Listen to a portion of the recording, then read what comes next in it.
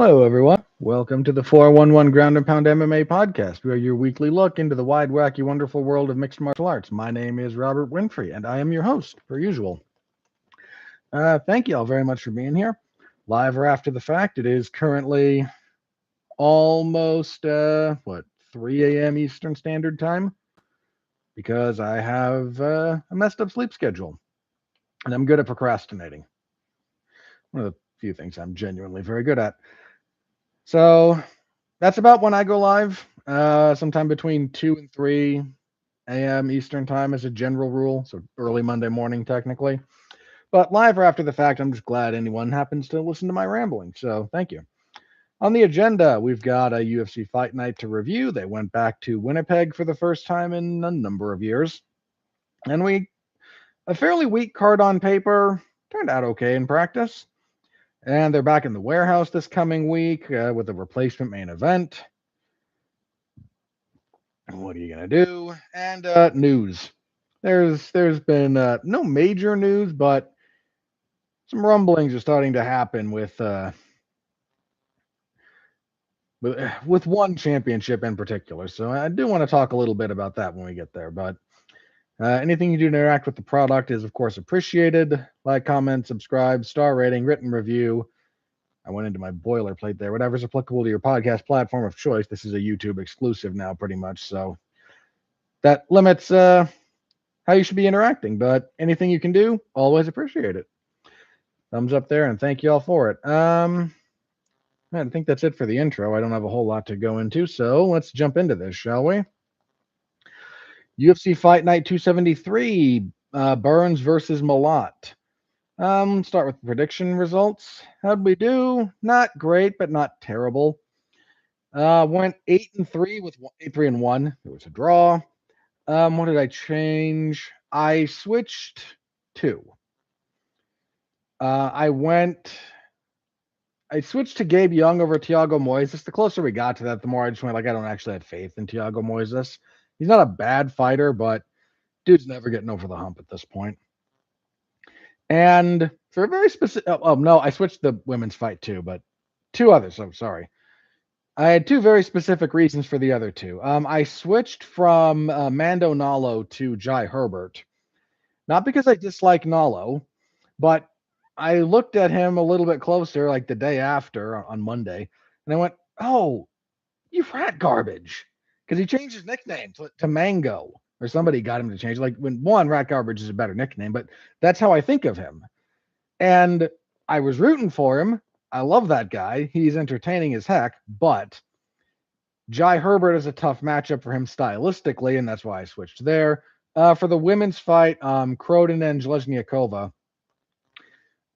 Swapped there because I did not. This came out fairly early when I started looking at it, but Zalesniakova has only recently switched her camp. She is now with Dewey Cooper, which I think is a good move for her and will probably pay dividends overall. But your first time with a new camp is, especially when you're like still a developing fighter in some ways, and Zalesniakova is. I think it's a good move for her. I think that move will bear fruit. That doesn't always work out right away. So I swapped there. Still, that one wound up being a little bit closer. So was okay with that. With those swap, I don't feel super great. A couple of those were fairly obvious. Again, Moises, I don't know what. Like, I know why I kind of leaned that way, but after a little bit of thinking, like, no, I don't have enough faith in Thiago Moises. What did I get wrong that I'm annoyed by?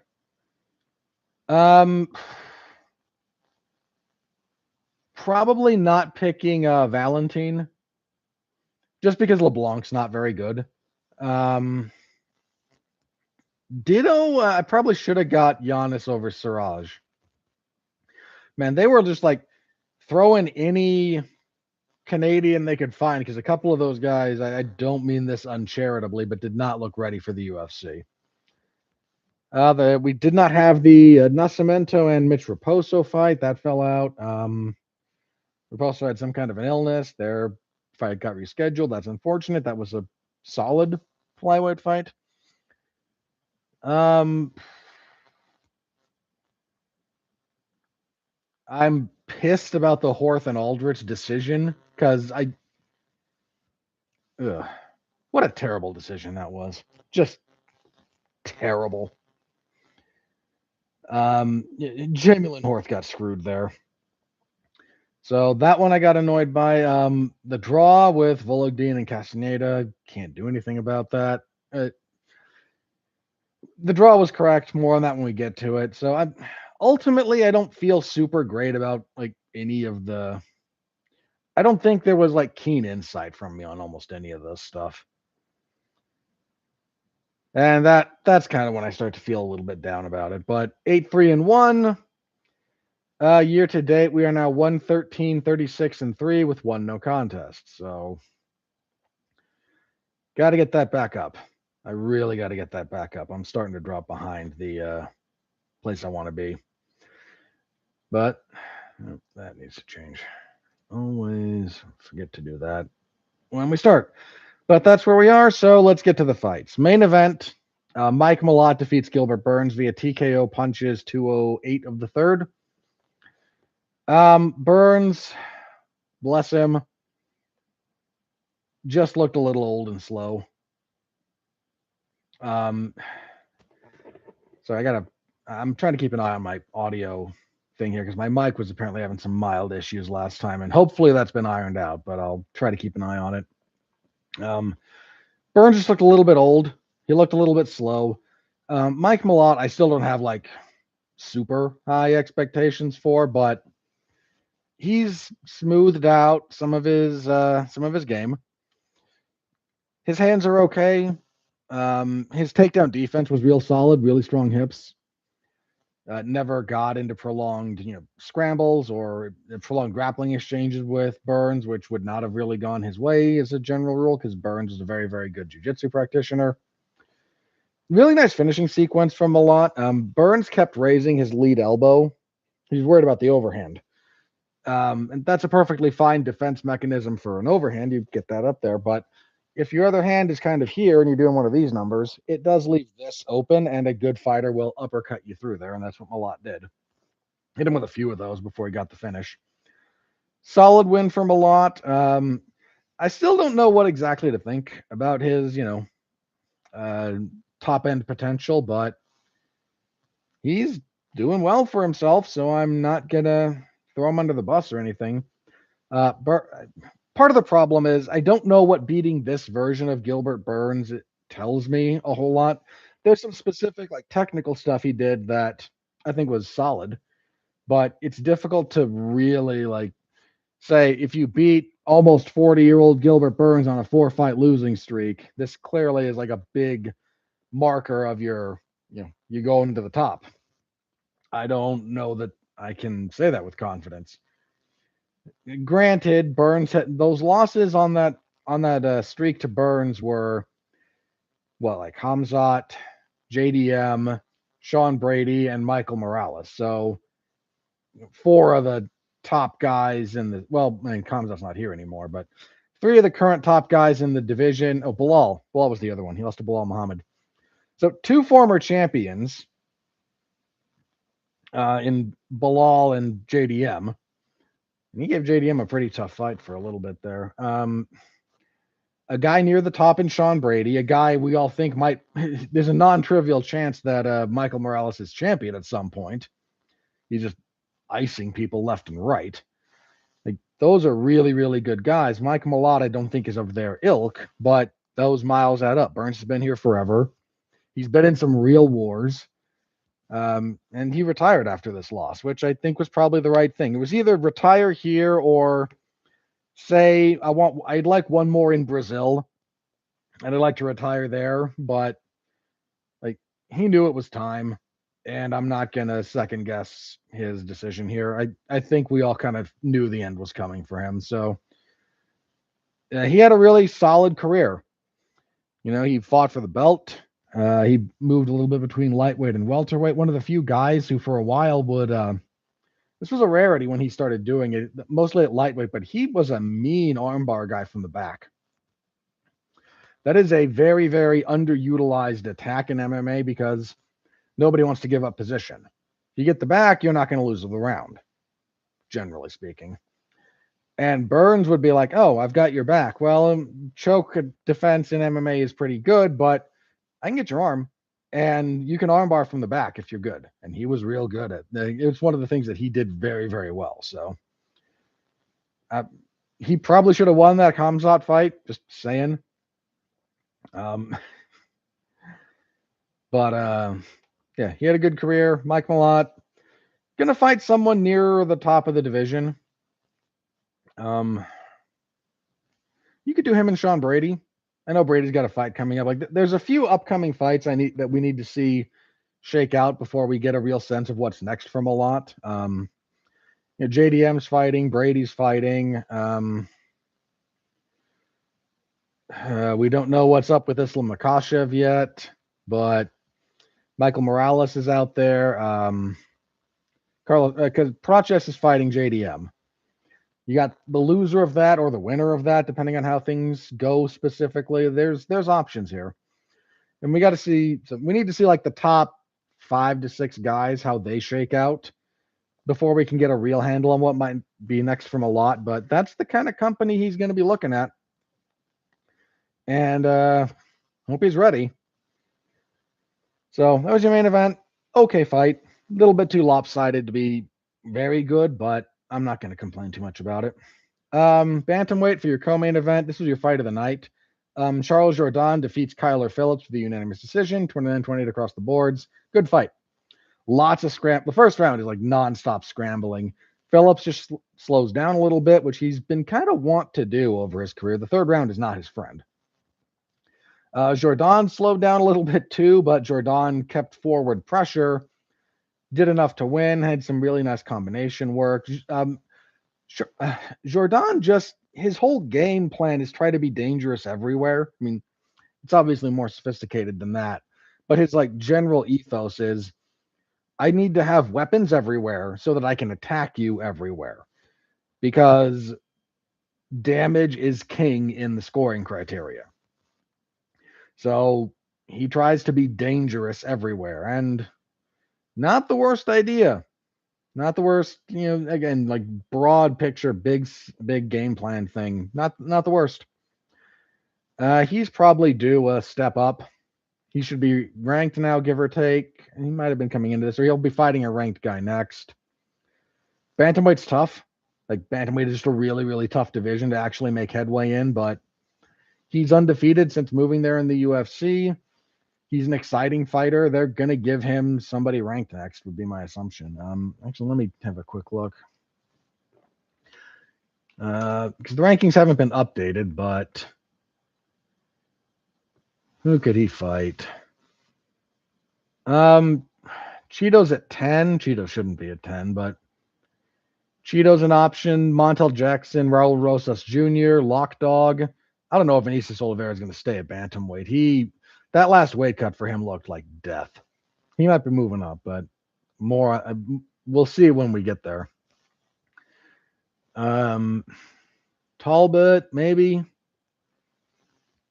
But somebody 10 through 15 is very, very much probably in his future, and probably should be in his future at this point. You get enough wins in a row like that, you should be rewarded. Lightweight next. 2 minutes and 5 seconds of madness. Jai Herbert defeats Mandel Nalo via TKO punches, 205 of the first. Nalo comes out, looks pretty good. Starts landing the right hand. It's a little bit over the shoulder of Herbert, but he's landing it. Gets him against the fence. Catches him running away. Just gets over aggressive pursuing him. Herbert slips a punch and then just right hand straight down. Boom. Badly hurts Nalo. They could have stopped it on that first knockdown the way he fell. Herbert tries to finish, can't quite do the job. Nalo gets back up. Herbert then just punches him down again, and this time gets on top to finish things. Wild 2 minutes. I have a bit of a soft spot for Nalo. Now that I remember he's rat garbage. Just a tough matchup for him stylistically. He'll get another shot. I mean, this was crazy for 2 minutes.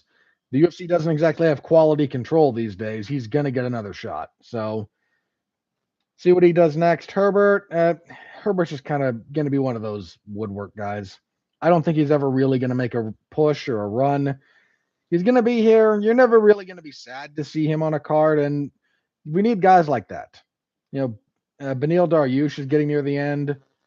I mentioned it I think a couple of weeks ago. Like you need guys like Jim Miller, Joe Lozon, Paul Felder, Beneil Dariush, Dan Hooker. I know Dan Hooker's ranked, but there was a time when Jim Miller was one of the 5 best lightweights in the world. So being in this category doesn't preclude you from being ranked and being highly regarded.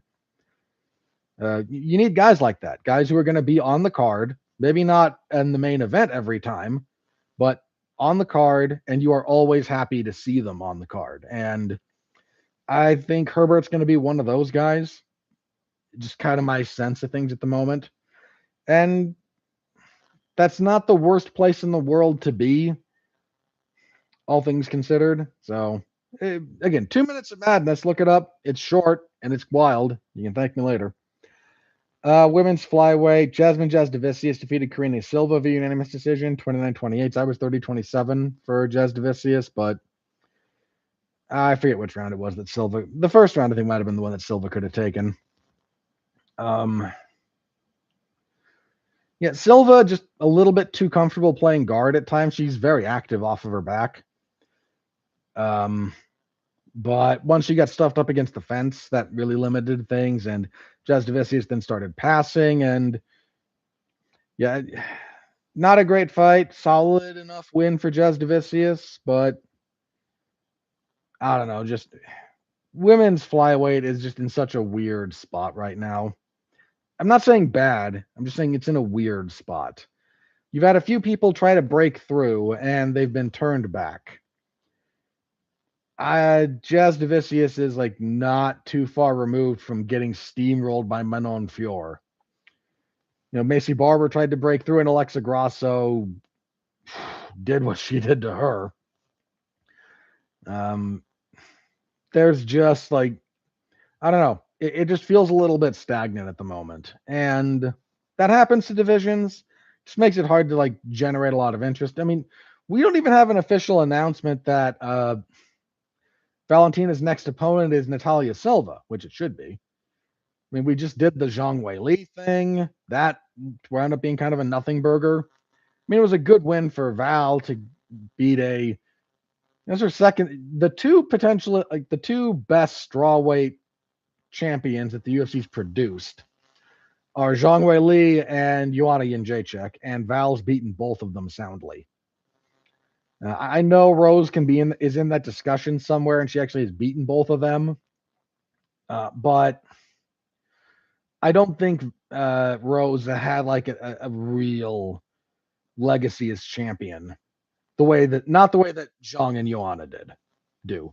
So take that for what it's worth. Feel free to disagree with me on that one. But yeah, women's flyweight is kind of hard to get amped up for. And kicking off the main card, Gage Young defeated Thiago Moises via split decision. Didn't quite get the split here personally. Fine. I thought Moises had the first, and then Young had 2 and 3. Not super complicated.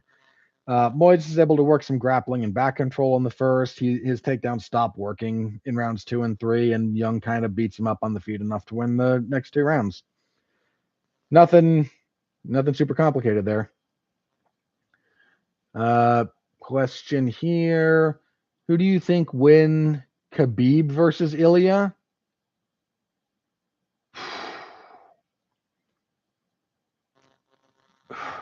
Khabib. Like I never saw Khabib get all that close to losing.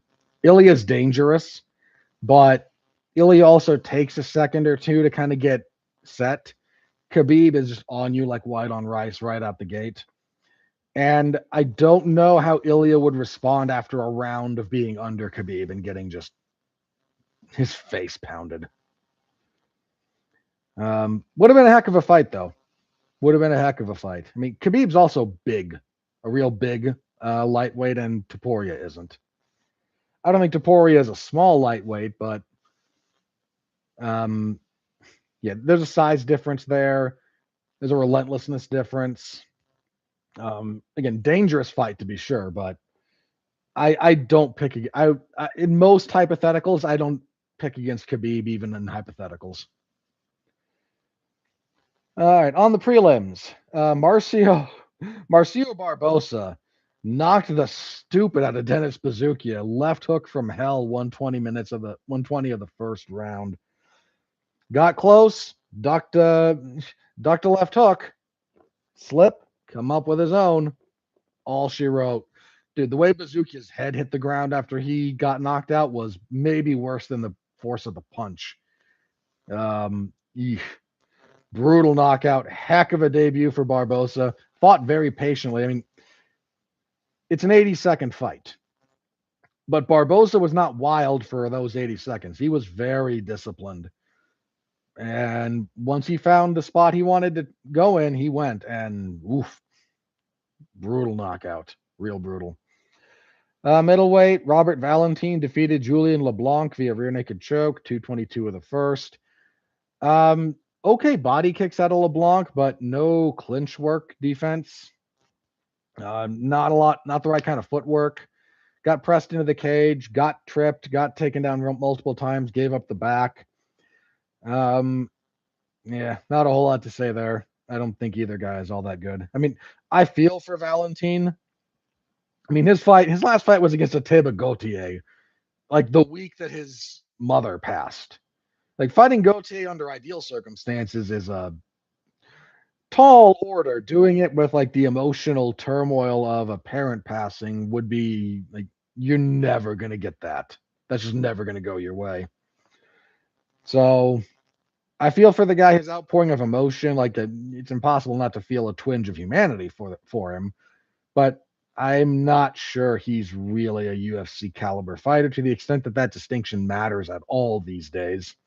And I am increasingly not sure it does. Heavyweight, Gokhan Saracham knocks out TKO's Tanner Boser, 443 of the second. Fun little 2-round heavyweight fight.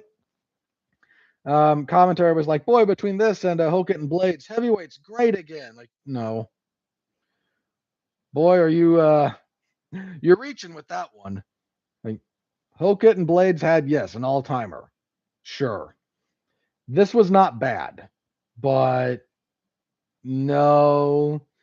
Also, like a couple of good fights doesn't save your division. You need like structural support for it. Gauthier should fight Khamzat's teammate. I don't know which one of Khamzat's teammates you're referring to, but Gautier's last performance left a little to be desired. I'm glad they're taking their time with him and not trying to just rocket him up the ranks. He still won his last fight, but there's some seasoning that needs to happen there that is not going to happen if they just throw him in like against actual ranked guys right now.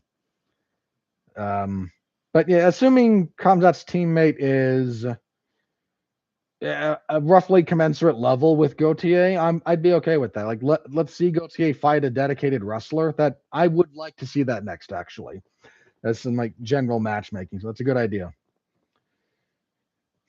So yeah, Saracham, solid enough guy to introduce.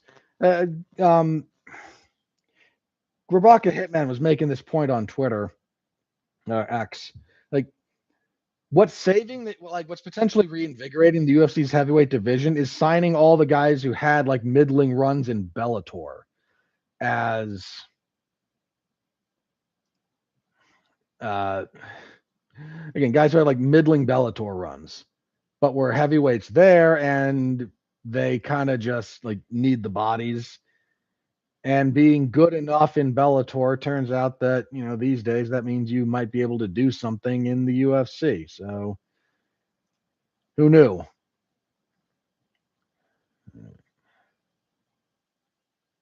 Sorry, I wanted to make sure that wasn't. That's still listing that. That's weird. My computer. I'll deal with it later.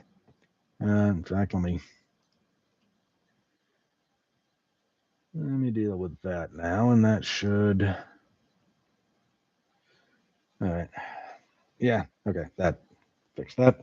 Women's bantamweight, Melissa Croden beat Daria Zalezniakova via unanimous decision, 29-28.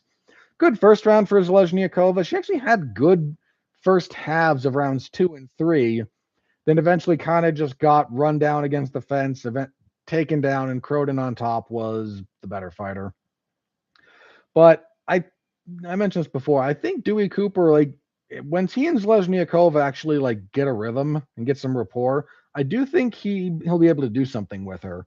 She's got some skills. There's just a lot of refinement that I don't think she was getting at her previous camp, and Dewey Cooper might be able to give her. So solid win for Croden, but it's women's bantamweight. Like, it's a crap division. They're trying to get some life into it, but it's going to be a longer term project than, oh, look, the savior of women's bantamweight. It's going to take more effort than that. Women's flyweight, this pissed me off. JJ Aldrich defeated Jamie Lynn Horthy unanimous decision, 29-28 across the board. Absolute ass. Terrible decision. I was 30-27, Horth. One judge gave Aldrich the first round, which is terrible. Like, that is a straight up bad call. The third round you could have given, I think the third round was one you could have maybe given to Aldridge, but I didn't get this. I did not understand this decision. That Horth got screwed. Look, JJ Aldridge she's a very steady fighter. She is unspectacular. She is middle of the road, but she is a rock solid, fights at this level all the time. I just thought Horth beat her. Like, that was a bad call. It was a real bad call by the judges. At a catch weight of 139, not sure who made that call, but both men agreed to it, so my complaints are minimal. John Castaneda and Mark Vologdin went to a majority draw. There was a 29-27 for Castaneda, and then two 28-28. I was 28-28. The cause of this is in the second round, Castaneda is deducted a point for kicking Vologdin in the groin twice. I was perfectly fine with the point deduction. I am perfectly fine with the draw as a result of the point deduction. I agree. Again, I was 28-28. I thought Vologdin won the first, not by a huge margin, but by enough. But Vologdin never found like better ideas in rounds 2 and 3, and Castaneda got stuff going. So yeah, fine with the draw.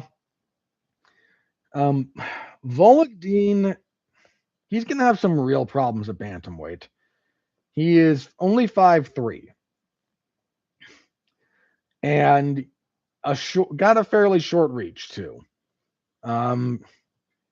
There's some larger bantamweights in the UFC. He's gonna have a real hard time with some of these guys. He's got heart for days, dude. He got kind of bombed on in the third, and survived. I don't even think he really went down, and was able to throw back. Like, he did good work, okay work. He survived and didn't get 10-8'd, which is really all he needed to do to preserve the draw. But he's gonna have to really sort some stuff out if he wants to make headway. He's got to find reliable ways to close distance that aren't just shifting. He did a lot of shifting, and as soon as Castaneda got hip to it, countered him every time. Every time, like, shifting right hand and then try to follow with the right hook and hit in the face. Almost like clockwork. He's gonna need a lot of help to get some of that sorted out if he wants to fight at bantamweight, because with his frame, he'd have to lose some muscle mass, but I wonder if flyweight might not be a better fit. He might just really not want to make that weight cut, and I don't blame him, but he needs to find the right coaches that know how to get a shorter guy to success in MMA. And that's not impossible, but that's a specialized kind of thing that he needs, and he needs it fast, because there's a lot of guys who are going to chew him up. John Castaneda is not a bad fighter by any stretch of the imagination, but he's also very much not like top of the class at the moment either. So if that guy's figuring you out that quickly and giving you that many problems, you have things to fix in a hurry. So, and kicking everything off, John Giannis defeated Jamie Siraj via TKO, punches and elbows, 2:43 of the first. Really gnarly elbows on the ground to finish this one off. Yeah, Siraj did not look super good. He was another guy doing a lot of switching. And once Giannis kind of got a beat on that, just punished him for it. Switching is fine if you know what you're doing, but just switching to switch is a recipe for disaster because someone who's good opposite you always attacks on the switch because your defense is different. And as a guy who switches a lot, you got to be careful with it because if you switch too often, too predictably, you're going to get lit on fire. And that's kind of what happened to Siraj down the stretch. Again, it's not even a 3-minute fight. But once Giannis got a handle on that, he just, again, basically set him on fire. Cut him up. Nice finishing elbows on the ground. So, yeah, that was it. I mentioned already I got to that in a hurry. Your fight of the night was Jordan and Phillips. No problem there. Performances went to Mike Malott and Marcio Barbosa. Barbosa was a shoo-in. I might have gone. Honestly, I might have gone Herbert. You could go Herbert or Saracham. They went with Malott. Okay. Not where I would have gone, but not a bad call for the bonuses, which they've had some bad ones in the past. But if you want my full report, it's in the MMA zone of 411mania.com. Go give it a read if you're so inclined. I always appreciate that. Thank you all very much. And we're going to burn through this. I might get through this whole thing fairly quickly. Unlikely, but I'm going to try. So moving on. UFC Fight Night 274. That's going to be coming our way on Saturday. We're back in the Apex. We lost the original main event of Sean Brady versus Joaquin Buckley, which would have been a very good fight. What we got instead, and in fairness, Aljamain Sterling versus Youssef Zalal is not a bad fight. What else is on this card worth looking at?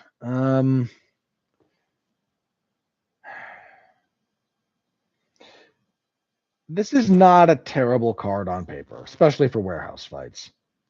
It's got issues, but it's not terrible. So these days I'm kind of taking that. All right, main event. I'm going to need a few things here. I'm going to need odds. That should work. Okay, that's where those are. And I'm going to need Tapology for a few of these guys. But Sterling and Zalal, featherweight, that's a serviceable fight night main event. It's not as good as Buckley and Brady. That I really liked that fight. It's a shame it fell out.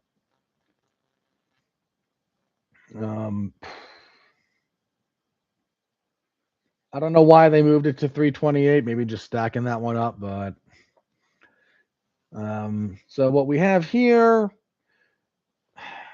this is a big step up for Youssef Zalal. Zalal, since returning to the UFC, so for those of you who don't know, Zalal got to the UFC in 2020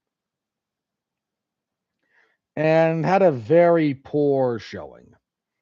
He lost to Ilia Topuria. Topuria out-wrestled him for the most part there, but that might have been Topuria's debut. So, okay. Oh, no, you lost to Ilia Topuria. I'm not going to hold that too much against you. Lost to Seung-Woo Choi. That's iffy. Lost to Sean Woodson. That was a split that I don't think should have been split. I thought Woodson beat him fairly clearly, but Sean Woodson gets no love from the judges. Then he dropped to bantamweight and went to a draw with Damon Blackshear and then got cut. But he won several fights in a row, came back to the UFC in 2024, and he's been doing good work ever since. He choked out Billy Quarantillo. He choked out Jarno Aarons. He choked out Jack Shore. He beat Calvin Kattar. He armbarred Josh Emmett his last time out, so he's been on the ascendancy. And Sterling, former bantamweight champion, of course. Sterling's looked okay since moving to featherweight, returning to featherweight. He beat Kattar, lost to Movsar Evloev, and then beat Brian Ortega. I'm not mad at him for losing to Evloev. One, that's a really good fight. But two, Movsar Evloev's really, really good. So hard to say there. Sterling is a grappling specialist. At range, he throws a lot of kicks, but Youssef Zalal does good range fighting too. And where Zalal was able to find success with his guard against Josh Emmett, you're not going to do like tremendous guard work against Aljamain Sterling. One, Sterling doesn't actually do a lot of work from guard, from top position of guard. Sterling's tremendous gift in the grappling department is back taking and generating back exposure because he doesn't need much to get there. And as soon as he sees it, he's able to capitalize on it. So that's a big thing. That said, on the feet, Zalal is dangerous. Sterling, his defense is largely based around being longer than his opponent, like range management rather than really sound fundamental defense, which is fine. It's a choice. Like there's trade-offs in every choice you make like that. He's making a choice based on his body type and his skill set.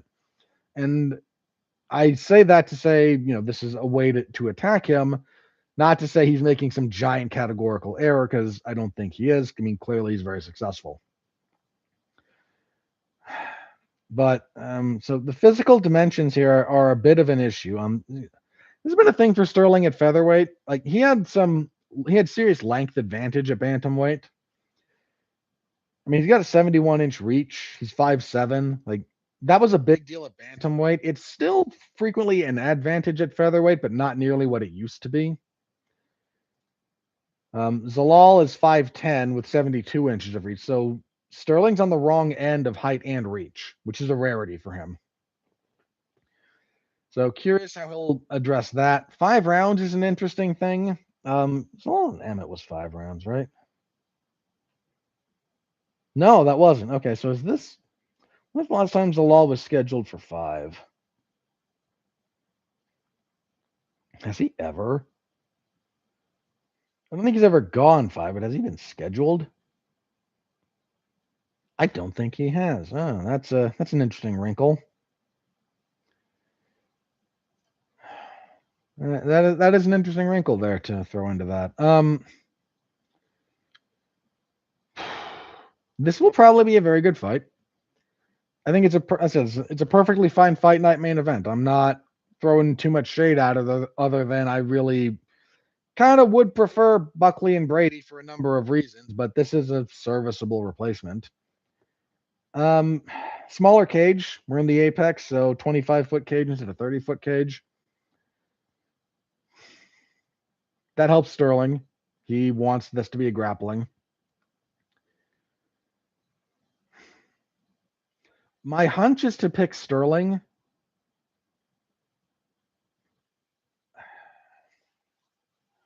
Zalal's only 29. Sterling's 36. That's a non-trivial gap in age. Not sure about this one. I need to see these guys next to each other too, and I'm not going to get that until they square off. The odds slightly like Zalal. I think the range component is a big one.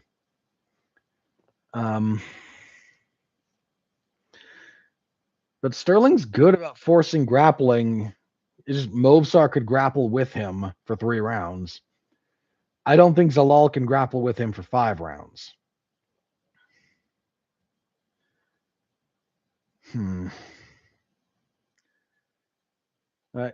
I need to asterisk this because I've got to check. I've got to see them next to each other. Like there's a physical dimension here that I'm only going to see when it's comparative rather than just me looking at numbers on paper. For the sake of making a pick right now, I'll go with Sterling. I think championship experience, that age gap has given me serious pause, though. Like Zalal is really starting to come into his own. Like 29 to 32 is really hitting, like that's the sweet spot, athletically speaking. So he might really be ready to make a run. I'm gonna go with Sterling for the sake of now, but that gets a big asterisk for me to double check a few things down the stretch. Lightweight, co-main event: Rafa Garcia and Alexander Hernandez. I don't dislike Garcia, but Garcia, he's had an up and down UFC run. 4-1 in his last 5. That's respectable. He's beat Mahashate, Clay Guida, lost to Grant Dawson, and beat Vince Pichel and Jared Gordon. That's finishing Jared Gordon is nothing to sneeze at, for the record. Hernandez, 4-fight winning streak, split decision over Austin Hubbard. I kind of thought Hubbard won that. Beat Kurt Holloway, TKO Chase Hooper, TKO Diego Ferreira. Garcia gets really underappreciated as a general rule. Yeah, the odds are with Hernandez. I think there's a size issue here. Garcia's 5'7", 70 inches of reach. Yeah, he's kind of a fire hydrant for lightweight. Hernandez 5'9", 72 inches. Yeah, okay. I will go with Hernandez here. I'll respect the odds. Kind of rooting for Garcia though. I gotta wait. Isn't Garcia trained by Cub Swanson? I feel like he's one of Swanson's guys,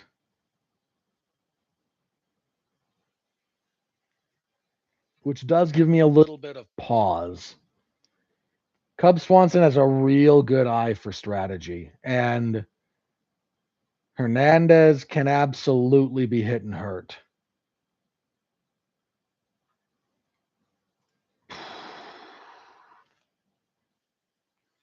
I'm going to stick with Hernandez. I'm going to asterisk this one too, actually. I'm going to pick that one more based on vibe than on too much else.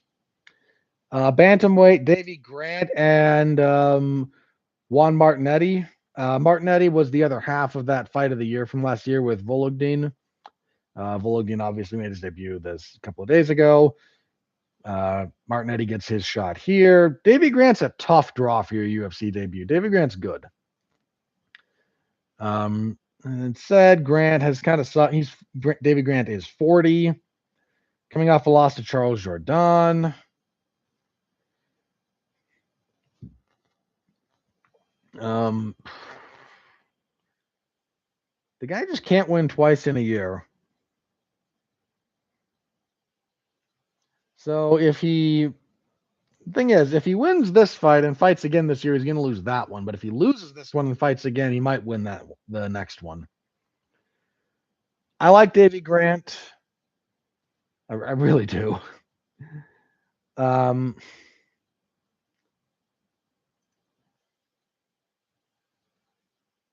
Yeah, the odds like Grant.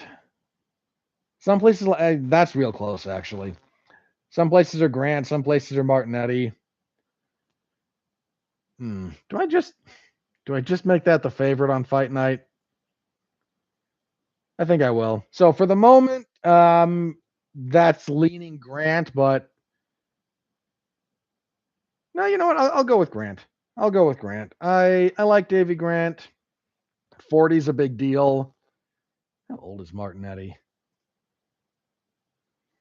Because Martinetti's 17-1. You know, dude's good. 30, so there's a decade of difference. Martinetti's not a small dude for this weight class. 5'8".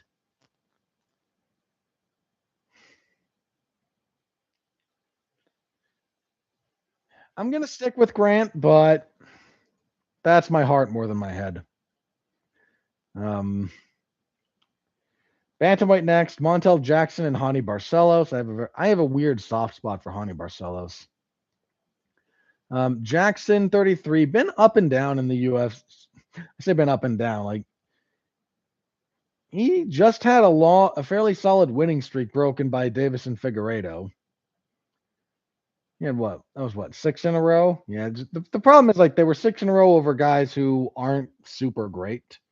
The best win over that in that stretch was Daniel Marcos, which was a legitimate win. Marcos, I think, is pretty good.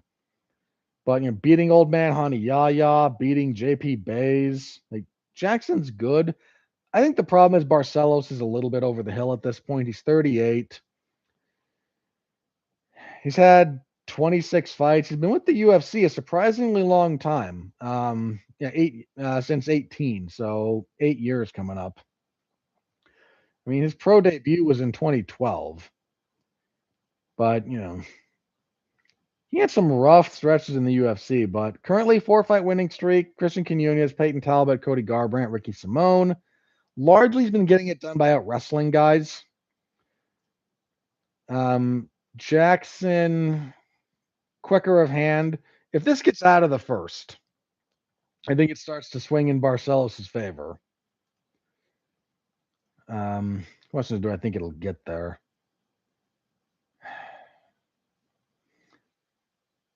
I've already got a couple of potential underdog picks. Let me just go with the favorite, I guess.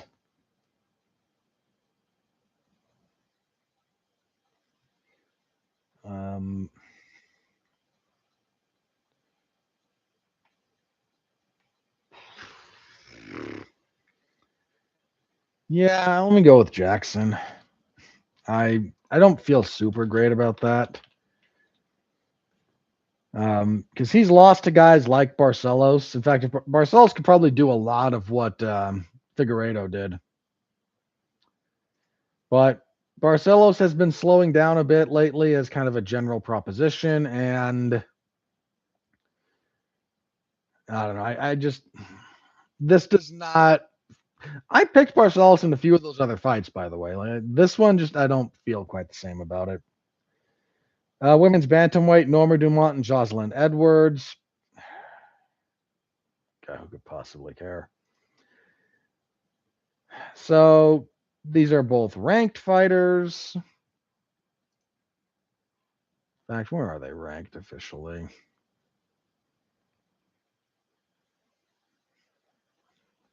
Dumont is 3. Edwards is 11. Edwards is quite beatable. Norma Dumont is, not a world beater herself, but tends to be a bit more consistent, I think, than Edwards. I mean, Dumont's on a fairly lengthy winnings. I mean, good grief. She got knocked out by Megan Anderson, but at bantamweight, she lost. It was not a featherweight fight. A bunch of these were featherweights. Okay.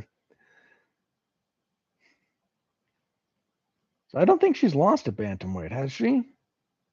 Because the Anderson fight was featherweight. The Macy Chasson fight was featherweight. Since moving to bantamweight in 24, yeah, she's on a long winning streak. Edwards has done okay recently. 4-fight winning streak, just nobody any good. Oh, you beat Chelsea Chandler and Priscilla Cachoeira. Oh, wow. I mean, good knockout over Cachoeira, but Priscilla Cachoeira shouldn't be in the UFC. She had trouble with Nora Conal too before rallying in the second. Yeah, I'm fine picking Dumont here. Yeah. I don't know. Wake up. Alrighty. Middleweight? No. Heavyweight. There we are. Buchecha, Marcus Almeida taking on Ryan Spann. I don't know how to feel about this one. Buchecha in MMA has kind of been a bust. Yeah, the dude used to be super athletic. I mean, if you watch some of his jiu-jitsu stuff, it was tremendous. His grappling is just not exactly translated to no-gi the way you might like. His takedown game is iffy at best. When he gets moving, that you can still see flashes of what he used to be able to do, but it's just not the same. Yeah, he hasn't won yet in the UFC. He lost to Martin Bidet. He went to a draw with Kennedy and Zechkiwu.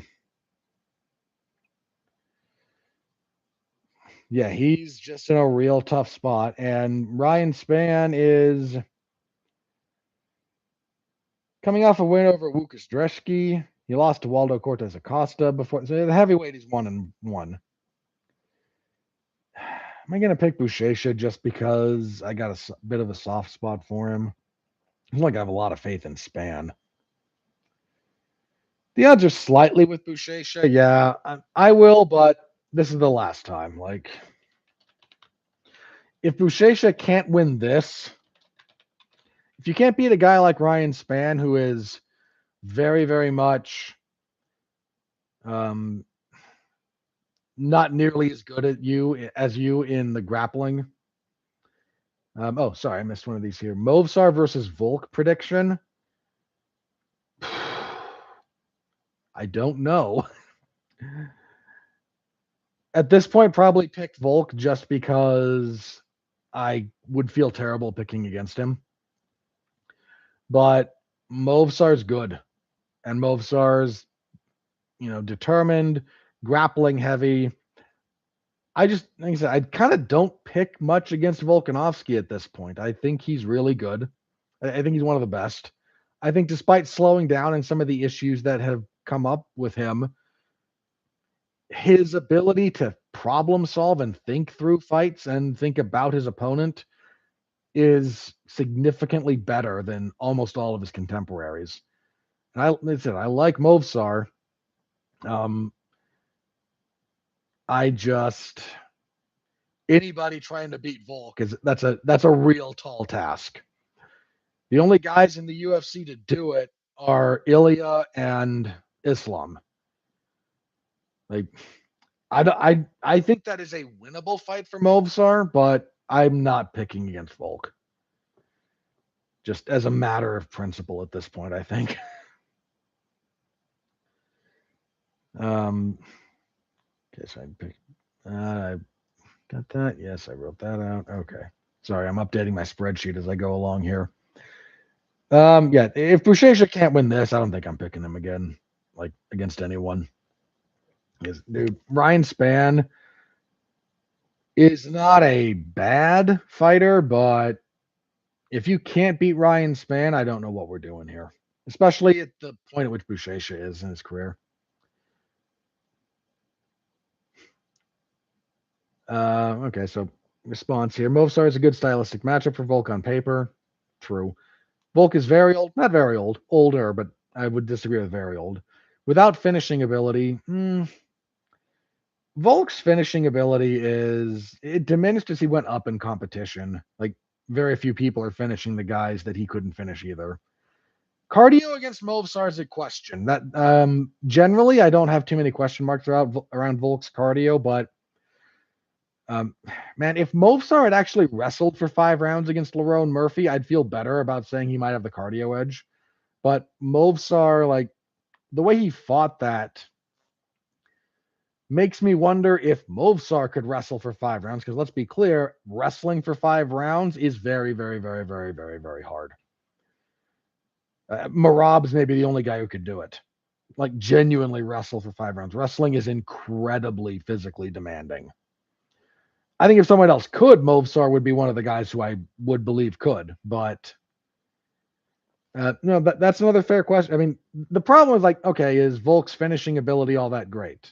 At this point and at this level, no, it's not great. Movsar hasn't finished anyone since he got to the UFC.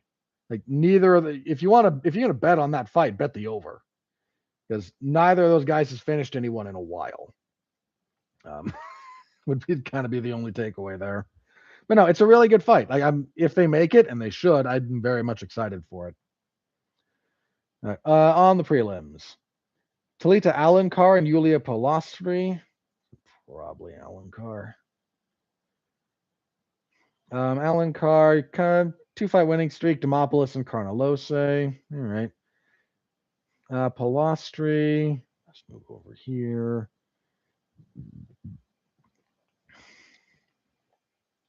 14-5. Oh, she's had some weird fights. Like her nickname Psycho is well earned. Only 28. 2-2 in the UFC. Yeah, she knocked out Karolina Kowalkiewicz. She's lost to Lupi Godinez, though. I think Alencar can probably replicate what Lupi did, more or less. The odds like Palastri, really. What am I missing there?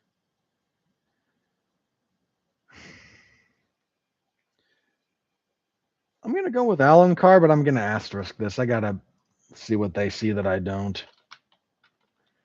Might be a physical thing, just like Palastri being a fairly large for the weight class. And let me check that before I make a complete fool of myself. Palastri 5'2", only 28, 63 inches of reach. Alencar 5'1", 58.5 inches. Okay, so there's not a giant physical dimension there. I think it's probably just that Palastri, people might be overvaluing knocking out. And again, I might be overvaluing Alencar's game on the whole.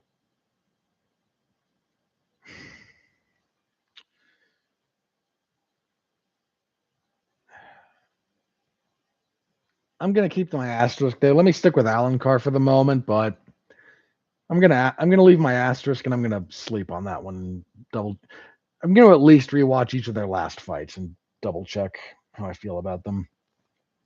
Middleweight, Adolfo Vieira and Eric McConaughey. Vieira's done some moderately interesting stuff lately. He got head kicked by Bo Nickel, which wasn't great. He beat Trishan Gore, lost to Andre Petrosky, and he's kind of leveled out. McConaughey, 10-4-1, 1-2 in the UFC. He lost to Nursultan Ruzboyev. Got a split over Cody Brundage, then lost to Baisungar Susarakayev. This is probably a poor decision, but I think I'm going to go with Vieira. I'm just not sold on McConaughey, and I mean Vieira again. He's kind of leveled off, but at this point, I also think he has enough MMA experience to, not freak out when he gets punched in the face. Women's bantamweight, Mayra Buena Silva and Michelle Montague. Interesting choice. Montague had a solid debut. She's undefeated, 7-0. Had a good win over Luana Carolina, but Mayra Buena Silva is kind of the deep end in a lot of respects. I mean, 10-6-1. Problem is she's on a 4-fight losing streak. Hasn't actually won a fight since 2023.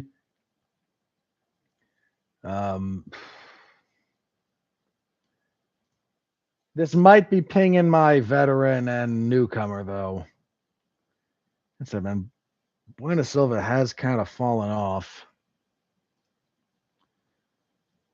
The odds are heavily with Montague. I wouldn't feel comfortable with that.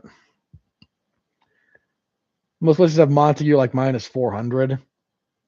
I would not feel super great holding those odds. I'm going to pick her just because I think at this point, Buena Silva may be past it.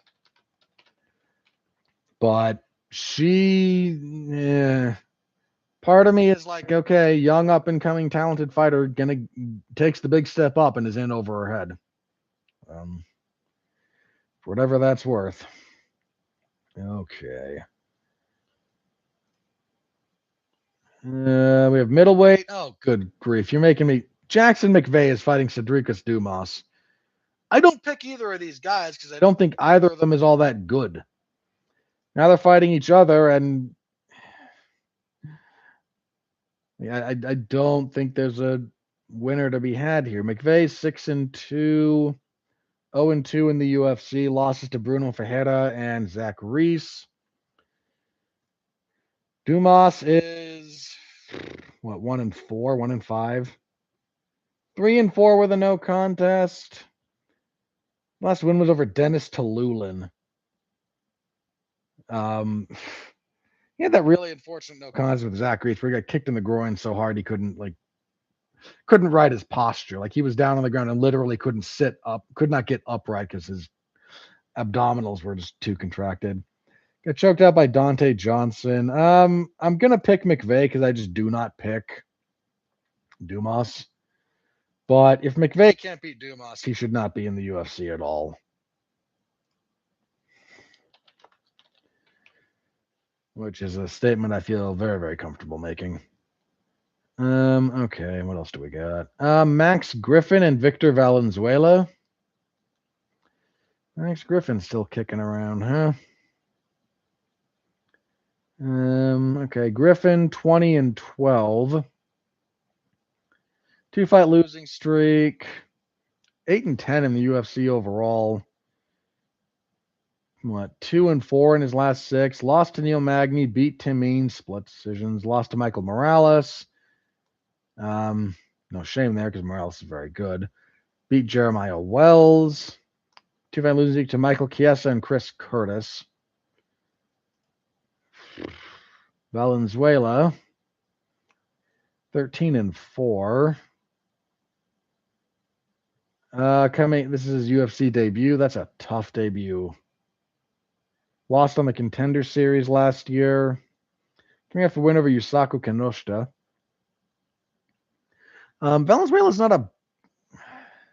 His name has kind of been kicking around my periphery for a while in some respects. Griffin's a tough draw for your debut. We'll start there. Griffin's a tough draw for your debut. Solid veteran. I just go with the favorite here. Slightly with Valenzuela. All right. I think we can do that. Again, tough draw, but Griffin is also another guy who's just kind of in the woodwork. Yeah, somebody liked the stream. Thank you very much. Appreciate the heck out of you. And lastly, I don't think we have a full bout order for all of these yet, but Jafel Filio and Lucas Rocha. This would be this featherweight or flyweight? It's flyweight. They're letting Filio fight at flyweight again. Filio 17-4. Is Filio the one who missed weight a lot? No, he's made weight. Who am I thinking of? Can't remember who I'm thinking of, but there's another guy with I think a similar name who missed weight a bunch of times. I think they already made him move up. Filio beat Clayton Carpenter his last time out. He lost to Alon Nascimento before that. His only UFC losses are to Muhammad Makayev and Nascimento, so fairly good fighters. Durden, I don't think I picked to win at this point. 17-10-1, 4-fight losing streak. Like losses to Josh Van, okay, champion. Jose Ochoa, Alon Nascimento. Again, Nascimento's pretty good. And Yarmangal Tumendenbaro. Yeah, I'm okay picking Filio again. I don't pick Cody Durden a whole lot at this point. But yeah, there we are. And that is UFC Fight Night 273? 274. I will have coverage Saturday in the MMA Zone of 411mania.com. Stop by, say hello. I appreciate it. And let's move on to the news. Okay. So probably the most relevant news, Carlos Ulberg, UFC light heavyweight champion, had surgery over the last week. Needed an ACL repaired. I don't know if it was repaired or replaced, but yeah, he blew out his ACL. Had some other minor issues related to that, bone bruising, minor tibia damage. Not surprising if you fought on a leg without an ACL. He's going to be doing his rehab. I think they said in Vegas. So he had the surgery. That's good. But dude, he's going to be rehabbing that for 6 to 8 months. He's not going to fight again this year in all probability. So hopefully he recovers. That belt is still cursed, but that is our update on the light heavyweight champion. We'll see what happens with that. I'll let's try to keep you updated because I'm good like that. All right. Moving on. It seems both fighters are hinting that we're going to get for International Fight Week Benoit Saint-Denis versus Paddy Pimblett. Not a bad fight. Makes sense for both guys. Gonna go dramatically one way or the other.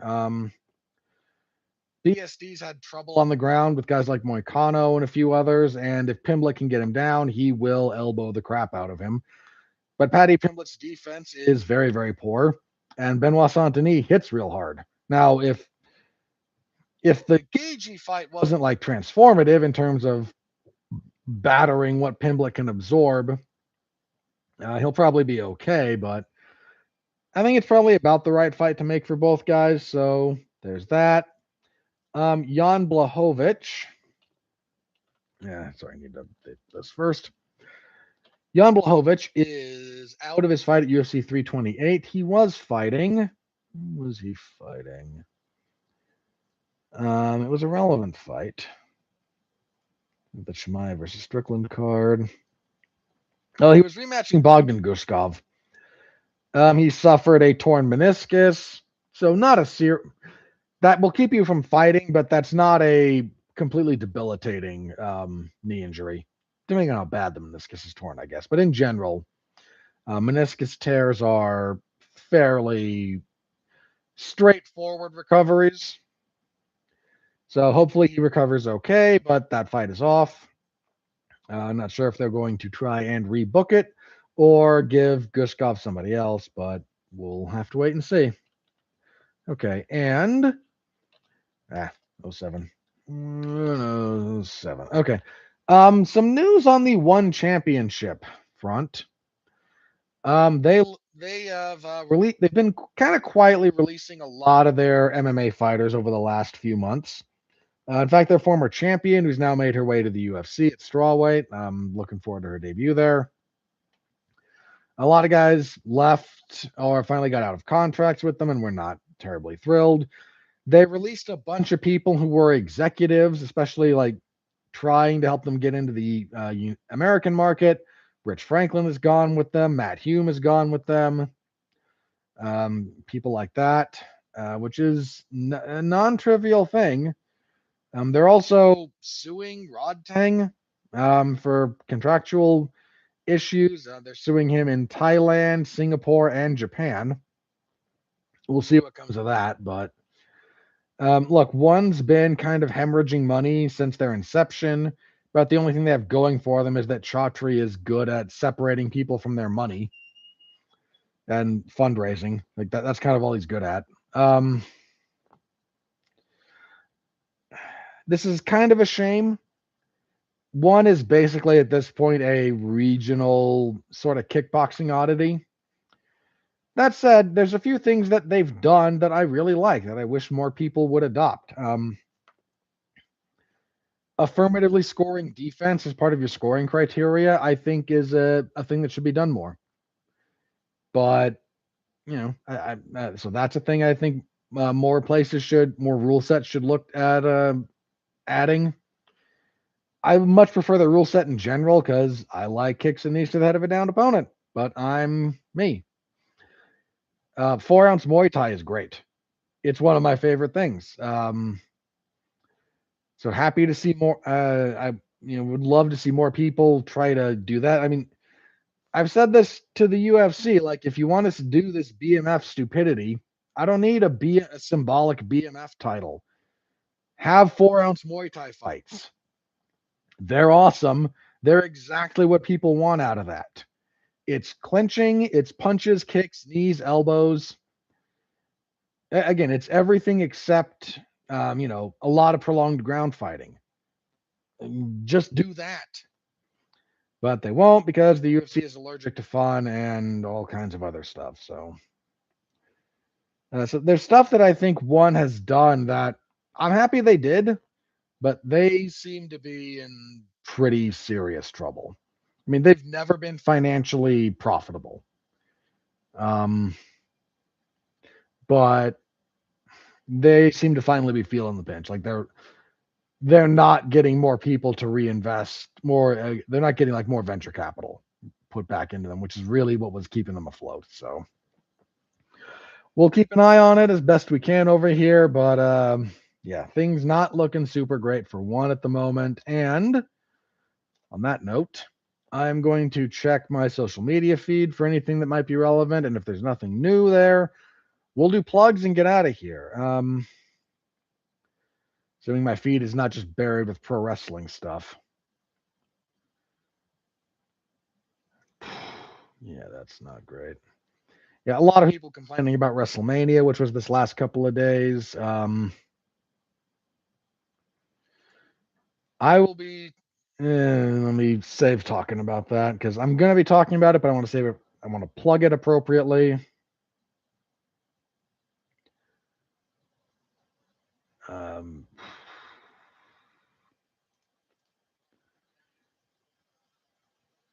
yeah, there's a lot of just complaining about that.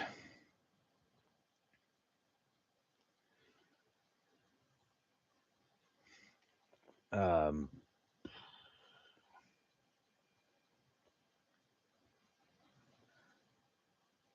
so I am. Yeah, I'm.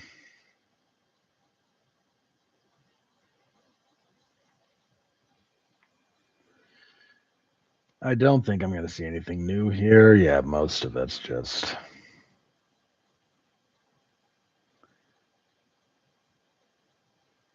I don't see anything new. Okay, we're going to leave that. All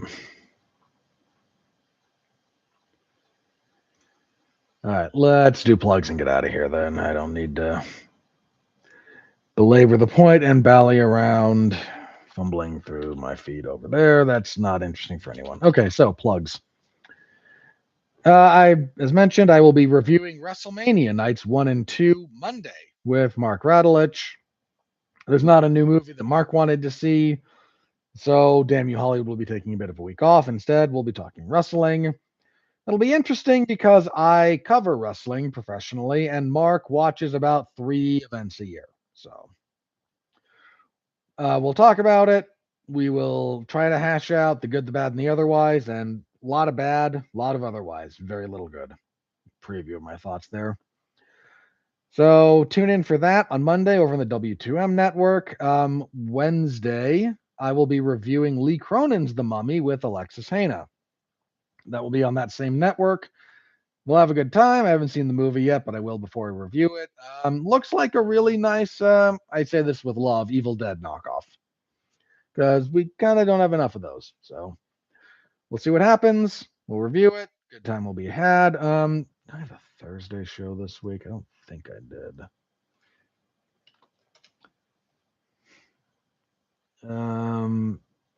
That's another thing. Okay. Yep. So then just my regular coverage. So Friday will be WWE SmackDown as they desperately try to pick up the pieces after the WrestleMania kind of debacle in some respects. And Saturday, UFC Fight Night, Sterling versus Zalal. Those will be in the wrestling and MMA zones of 4-on-1 Mania, respectively. Stop by, say hello. I always appreciate it. And next week, we will be back here to review the Sterling and Zalal card, and we will preview a good card. The UFC will be in Australia for Fight Night 275, headlined by former champion Jack Della Maddalena and Carlos Ulberg. What else is good on this card? Dariush and Salkild, and I want to see Dariush die, but Brando Pericic might beat the Blob, the Shamil Gaziv. I don't care about Taito Ivasa. Boy, that card drops off real fast. Tim Elliott and Steve Erceg should be fun. Jacob Malkoon, I'm curious a little bit about. Robert Drychek really needs to get on the right side of things. He's got some ability, but yeah, I don't care about Junior Taffa. I Okay, there are some good fights, and that main event is a killer. Love the main event. It's Jack Jenkins is fighting. I like far Jack Jenkins. He's a lot of fun. He's fighting Marwan Rahiki. Yeah, the stuff that stands out on that card actually really stands out as quite good. There's a lot of stuff on that same card, though, that is just not looking great. But full preview next week, so come on by. I'll be back then. That is going to do it for me for this week. So, wow, I'm out of here in less than 90 minutes. I didn't expect that, if I'm going to be perfectly honest, but I didn't have a whole lot to say about some of the fights, but yeah. So thank you very much, everybody. Live after the fact, whenever. Appreciate the heck out of you. See you next week. In the meantime, again, like, comment, share, hit the little bell button. I guess I don't know. I'm supposed to say that. But share if you know anyone that you think would enjoy the show. That's going to be it for me for now. So until next week, thank you all very, very much again. Stay safe out there and continue to be well, be safe, and behave. See ya.